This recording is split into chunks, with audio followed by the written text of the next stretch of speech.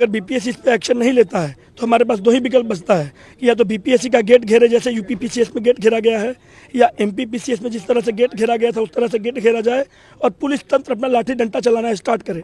पर अब हम लोगों की भी धैर्य की सीमा टूट रही है। हम लोग आमरण अनशन पर बैठे हुए हैं। ये गांधी की धरती पर हम लोग गांधीयन मेथड को अपना रहे हैं।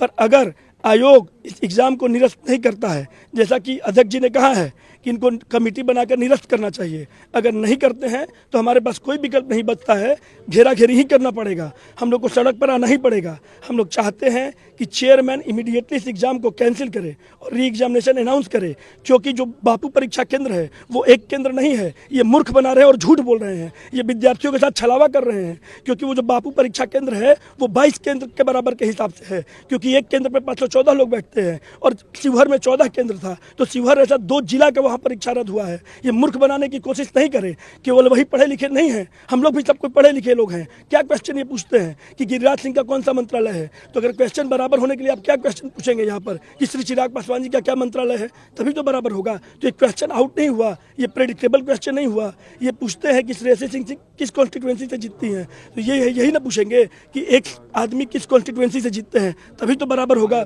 से बात हुई, उन्होंने कहा है कि वो आयोग बना के बीपीएससी से भी बात करेंगे। इसमें कोई उम्मीद लग रही है आप लोग को कि कोई निष्कर्ष? देखिए, हम लोग 2 दिन हम लोग समय देते हैं। सर ने जैसा बोला है कि 1 दिन 2 दिन का बाबू समय लगेगा, हम लोग 1 दिन 2 दिन हम लोग अभी भी आमरण अनशन पर बैठेंगे।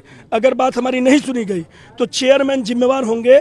अगर स्टूडेंट का हत्या होता है, क्योंकि यहाँ वहाँ से या तो हम लोग नॉर्मलाइजेशन का नोटिफिकेशन लेके जाएंगे या हम लोग की अर्थी वहाँ से जाएगी, तो उसके ये 3 दिन से भूखे हैं। हम लोग रात में मच्छर मक्खी में सो रहे हैं, तो उसके लिए केवल और केवल चेयरमैन जिम्मेवार होंगे।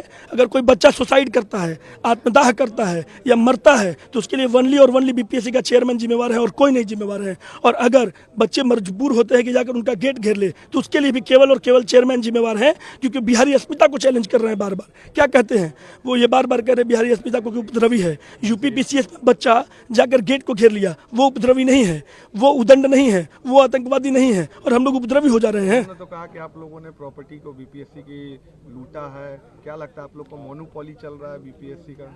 मिसमैनेजमेंट आप करें। डीएम ने थप्पड़ किसको मारा? क्या बीपीएससी के चेयरमैन के बच्चा को कोई थप्पड़ मार के रह लेगा?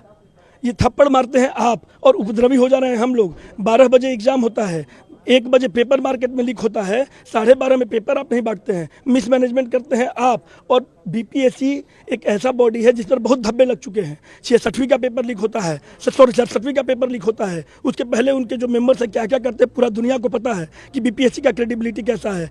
और 60वीं में कोई बिहार में उपद्रवी छात्र नहीं था। 69 में आप लोगों ने सुना कि पेपर लीक हुआ, अतुल प्रसाद सर के समय में कोई पेपर लीक नहीं हुआ।